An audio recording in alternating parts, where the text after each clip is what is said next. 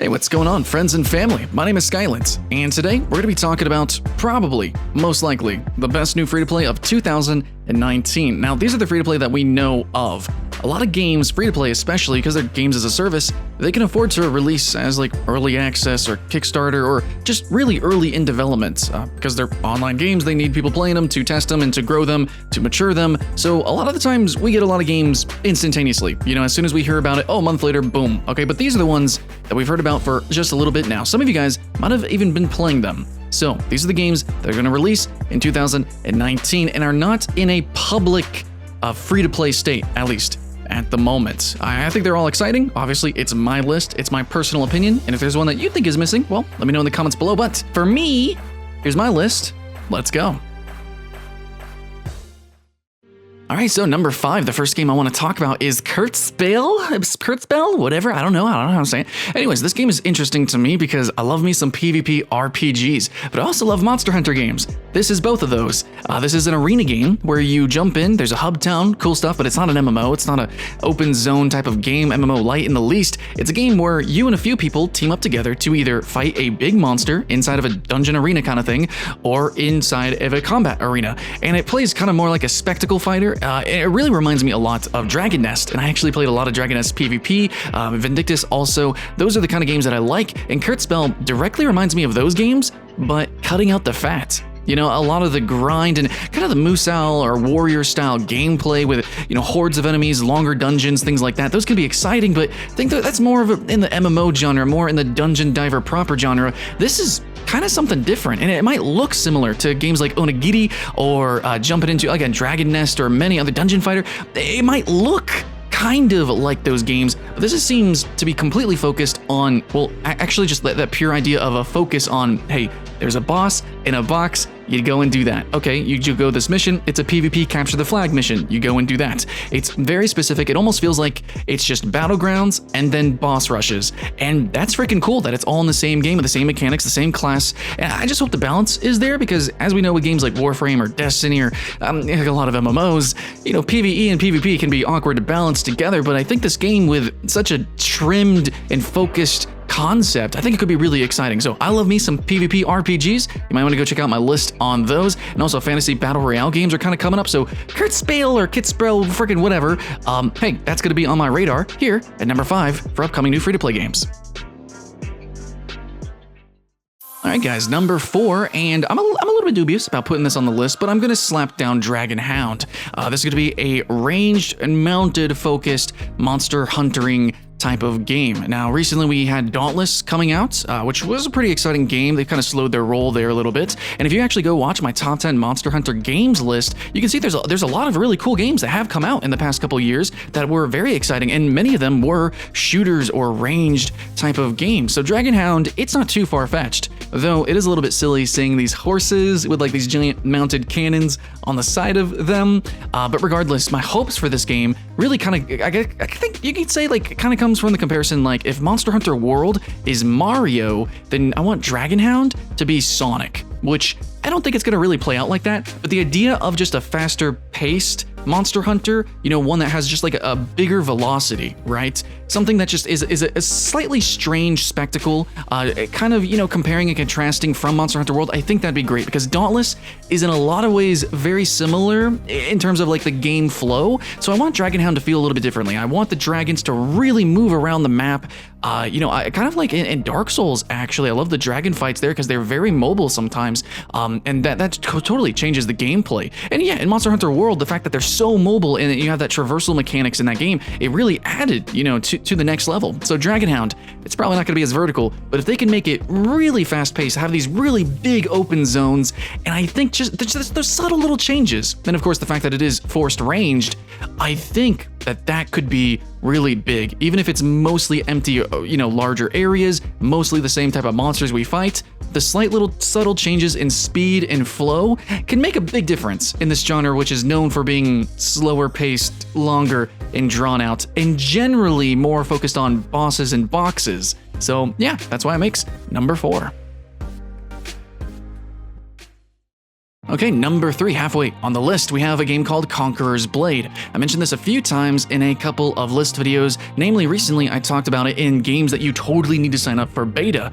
Conquerors Blade is a game that I'm excited for because I played a very similar game called Tiger Knight General Empire War, if you guys want to check that out. Essentially, I think a lot of people would compare it to Mountain Blade, maybe. There's a few other titles, maybe like Kingdom Under Fire. Essentially, you do control one general, and it does have kind of like a mounted combat, I guess you could say almost like For Honor, chivalry-ish. It's, you know, not really, but anyways, so you do have that. You do control one person, one avatar, but you're also controlling, telling, you know, different strategies or tactics, running around with a platoon, you know, there's just a little squad, maybe not so little, but you run around with an army around you that you can also tell what to do, different formations, things like that. I don't know how complex and how grand it's actually going to be, but don't think of it as a grand strategy game, and don't think of it as a true, like, warrior style title or like a proper fighter game like Soul Calibur or anything like that. It's going to be its own thing, which is really an in-between. Not the best of both worlds, absolutely not, but it's going to be an online game with these unique features kind of thrown together. And in this genre, we haven't really had anything that's just really hit it home in the online space. Tiger Knight Empire War was kind of fun, but it was also really cheesy and its monetization kind of sucked. I think Conquerors Blade is going to have a lot more polish overall. That's what I'm seeing from it. I think it's going to be a much more serious foot forward for this type of genre when, I don't know, Kingdom Under Fire, the MMO or whatever, is just never going to come out, basically. And I can't think of anything else that's anywhere near this on the radar at the moment. So for now, this is my bet for this weird strategy, melee, general, pseudo MMO light kind of world conquering experience. I don't know. Conquerors Blade, check it out. Okay, so coming in at number 2, I'm slapping down Ascent Infinite Realm. And you know what, I just kind of had this realization, just right now, just as we're talking about it, because I'm looking at a feature list bullet point for this game, which is basically airships and mechs. You're gonna build your own estates. It's got a steampunk kind of like sci-fi fantasy styling. And you know what, I'm looking at this and I'm thinking, really? If Final Fantasy was an MMO, shouldn't it be look like this? Like, how many Final Fantasies have you played where you have a flying freaking ship? Like, almost every one. How many Final Fantasies are steampunk? Actually, most of them, I think, are steampunk or mistpunk or some sort of fantasy gear punk of some kind. I'm just saying, like, Ascent Infinite Realm is actually getting me kind of hyped, man. It's bringing me back to freaking, you know, Final Fantasy IX days. You know what I'm saying? Anyways, yeah, it's gonna have mechs and airships, and this is coming, okay, from the developers, Cacao Games. So however you feel about that, I don't know. Publisher Bluehole Studio, oh boy, however you feel about that, I don't know. I think a lot of you guys would excuse this being on the list, but probably would like it at number 5 because of those development studios. But you know what? Man, I gotta have my hope on this one. This is the last hope for me writing for MMOs for this year. I really want to believe that these teams have learned their lesson, and I really do think so. In a lot of ways, Terra did kind of really good. In a lot of ways, it did really bad. And Black Desert Online's kind of turning it around, you know? Some people like to hate me and harsh on me for that, but I don't know.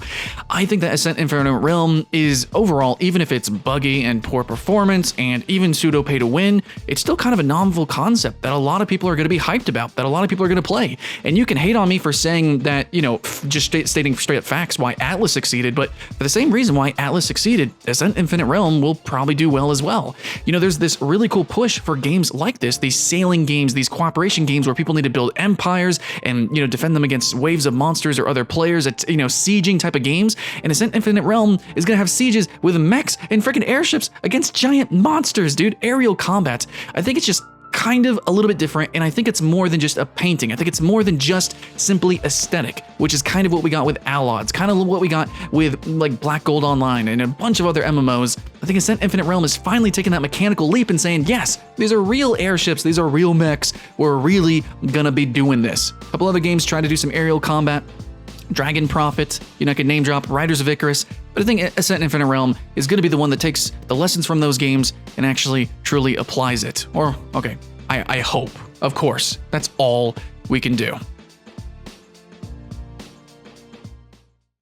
Alright, and now my number one free-to-play for 2019, kind of probably should have been obvious, but some people kind of forget.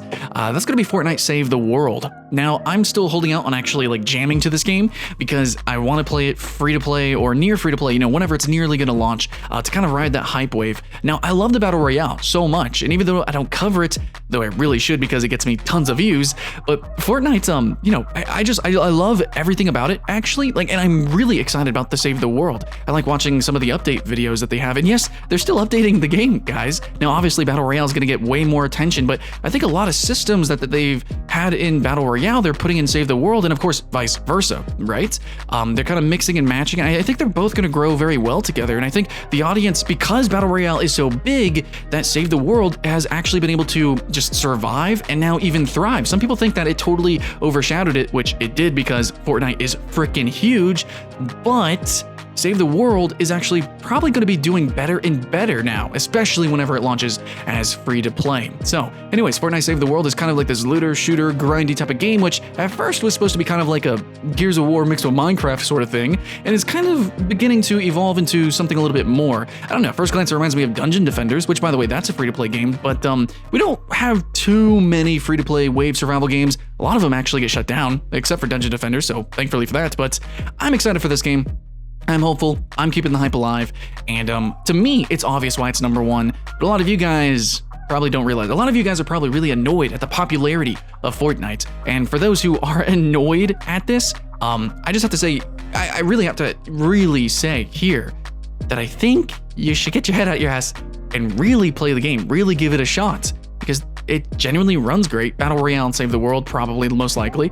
There's some really genuinely awesome ideas, which at first glance seem similar to some other games. When you really get in and you feel the game, you'll know it's actually a totally different and unique experience that you can't get anywhere else. Of course, that's the Battle Royale, and I'm believing that's gonna merge over to Save the World as well. So at first glance, yeah, you could say it's like Gears of War mixed with Minecraft, or, you know, it looks like Dungeon Defenders in some ways, or it looks like this game and it looks like that game, but I think when we actually jump in and the free-to-play hits and those meta events, which we've seen, you know, really promoted in the Battle Royale, and it's going to work perfectly with Save the World. I know they already kind of have some stuff like that, but I think that sort of system, which we kind of barely see in some MMOs, barely see in some MMO lights, or, you know, looter shooters like Destiny, throwing that into Fortnite would be fantastic. So I can't wait when they finally get those seasons running and the game is actually properly, you know, free to play and launched. That's when it's going to really come to life. And I think that's, you know, it's going to keep the momentum and keep the hype alive.